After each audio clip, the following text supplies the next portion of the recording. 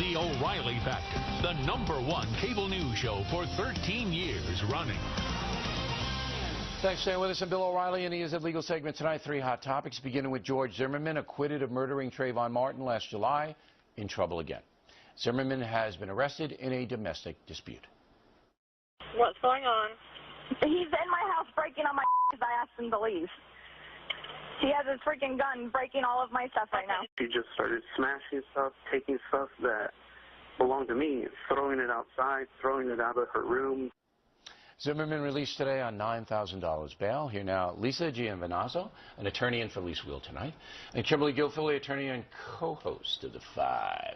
So what do you think of this Zimmerman beef? Well, I think it's a bad situation for him. He's looking at least the top charge, which is serious. This is a man who has a past. You can't help but think about the case where he was found not guilty, but since then he's been arrested for this incident of domestic violence. He's been pulled over 3 times. There's also an allegation, was very important, that the prosecutor said today he's alleged to have choked this girlfriend a week and a half prior to this incident. She didn't report it, but he's facing 3 charges here: aggravated assault, domestic violence. They're felonies? Top one is a felony. The second one is a misdemeanor as well. Why did they let him out then a $9,000 bond? That's very low. You know, it is low, but think about it. In terms of a record, he was found not guilty of that prior murder of Trayvon Martin. Yeah, so but still, they with can't that punish kind him of for the thing. past that he was acquitted. How do you see this, Lisa?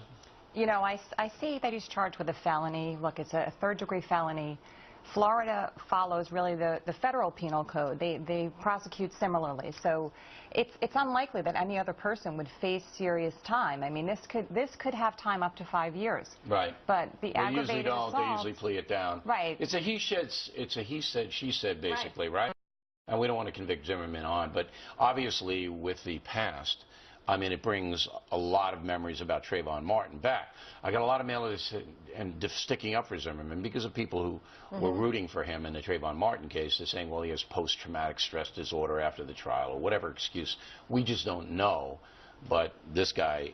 And if he does, he should get help. But there's a serious warning sign here that these kind of calls. Absolutely, especially if there's a firearm involved. Right. We don't know that. Wasn't recovered at the scene, but they're hoping to get a warrant to look for one. Okay, but that's interesting. It was not recovered at the scene. It was not. So let's just let that lie. All right, in New Mexico, there was a traffic violation. Cops tried to stop a woman driving a van, and all hell broke loose. For the tape.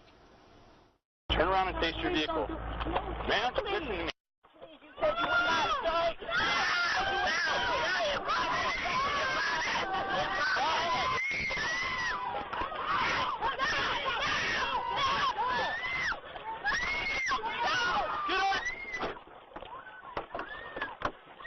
Open the door! Open the door! Open the door!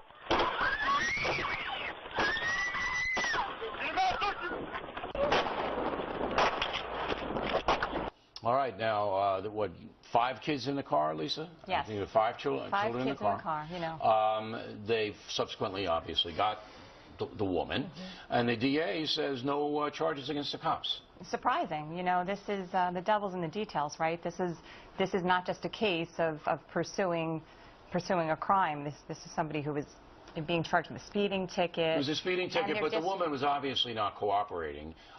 Sped off a 100-mile-an-hour chase going the wrong way, and the woman had drug paraphernalia in the car. Well, correct? yeah, it's alleged there was 2 pieces of drug paraphernalia from marijuana found in the car. But you have to understand, so there's 3 stops. The first one is for speed.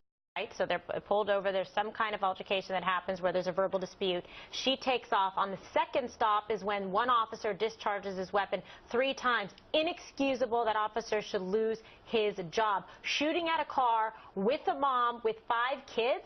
How is that justified with the crime which she was alleged to have committed, which is speeding? That's excessive and it's dangerous. It's inappropriate. All right, but the cops in the DA in New Mexico, again, says not going to charge the police. Try that someplace else. Yeah. All right, the final thing is the NFL games, and a lot of people tailgate and they get loaded before the games. Now, here's a very simple question. Put up this picture of the Buffalo Bill game. The guy falls out of the stands, okay? There he goes. All right, and boom. Now, I don't know, but because they're not releasing details right now, Guilfoyle, but I think you guys, good chance he's drunk. Okay, now he falls on somebody. Yeah. All right, say he falls on somebody and somebody's paralyzed. What is the stadium's obligation, the Buffalo Bills' obligation? Can they be sued? Okay, in my opinion, under the state of New York, the law is that when you go to a game like this, you're essentially assuming the risk, that you know that things could happen there. Is that right? You're assuming the risk that everybody could be drunk. You're assuming the risk, and did the Buffalo Bills take precautions to make it a safe environment? Sure, you can't control the conduct of every single person and what they drink and what they take in. This moron was sliding down the railing. You're not supposed to do that. I think the guy that was injured has a very good case against that fan. But Lisa, do you see my point that with this tailgating phenomenon, a lot of people are going to the games drunk? I've seen it myself. Before they get loaded. Yeah. All right. What is the obligation of the stadium and the team to prevent that? Well, look, I mean, in sporting events, there is a foreseeable risk, but a fan falling 40 feet on top of you is not foreseeable.